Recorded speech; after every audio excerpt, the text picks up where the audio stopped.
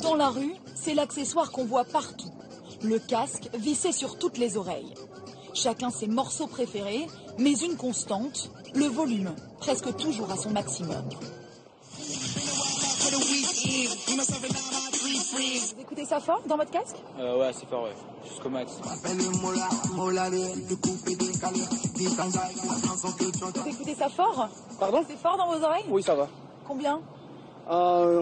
C'est au maximum? Oui, c'est au maxi. Et à la fin, vous avez pas mal aux oreilles quand vous avez écouté quasi à fond et pendant 1 heure? Si, un petit peu, ça me fait peut-être mal à la tête, c'est pour ça que j'arrête en fait. De la musique à fond dans les casques, des heures de concert à 100 décibels. Ces comportements sont-ils dangereux pour nos oreilles? Sommes-nous en train de fabriquer une génération de sourds? Ce qui a changé depuis 15 ans, c'est que la musique est maintenant compressée pour pouvoir être téléchargée et échangée. Ce format s'appelle le MP3.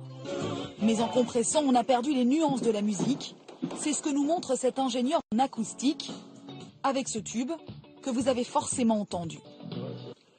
On va prendre la version donc originale du morceau, donc regardez bien les aigus. Là.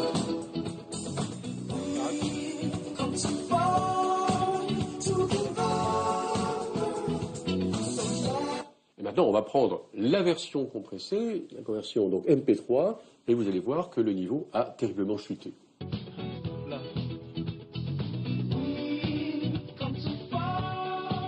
Les aigus, là, du coup, ils ont été perdus. Du coup, on est amené à remonter le son, parce que tout simplement, quand on ne perçoit pas le ciselet, en fait, exact de la musique, eh bien, on se dit, je comprends pas très bien. Donc, je remonte naturellement, comme quand quelqu'un qui parle pas très correctement, ou qui manque effectivement de précision dans sa voix, on lui demande de parler plus fort. Et quand la musique est jouée sur scène, elle peut être encore plus douloureuse. Même quand les salles respectent la limitation de 105 décibels, en sortant, les spectateurs décrivent les séquelles de leur soirée. Quand on sort, on s'entend moins fortement parler, déjà. Et oui, c'est un bourdonnant, mais comme si on avait peut-être les tympans un peu oppressés. Quand on se couche après, ça a comme un bruit constant, en fait. Ça grésille, comme si c'était abîmé, quoi. Mais au bout de 3 jours, ça passe, quoi. C'est les basses qui restent. La nuit, on a encore les boum-boum un peu dans la tête, quoi. Voilà. Caroline Nataf, elle, paye chaque jour le prix d'un concert au niveau sonore beaucoup trop élevé. C'était il y a 2 ans.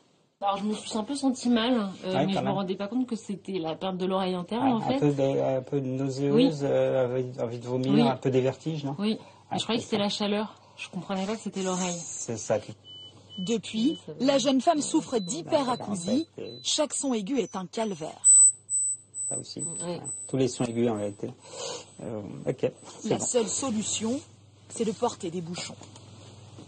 Elle doit porter des bouchons à vie, premièrement pour se protéger des sons douloureux qui sont maintenant douloureux pour elle, et pour éviter qu'elle ait un jour un deuxième traumatisme sonore qui là aurait malheureusement une chance de ne pas être réversible, et donc ça ferait une surdité permanente.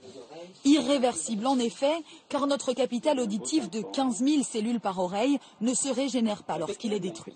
Et comme le montre cette ORL, l'impact du son sur ces cellules, représentées ici en blanc, peut être dramatique. L'onde va provoquer un mouvement des cils qui là est normal, et lorsque le son va être beaucoup plus fort et agressif, certaines cellules vont se courber, se casser, voire être détruites, éclater, exposées et disparaître.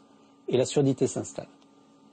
Pour préserver nos oreilles, les spécialistes conseillent de privilégier les casques aux écouteurs et de porter des bouchons dans les ambiances trop bruyantes.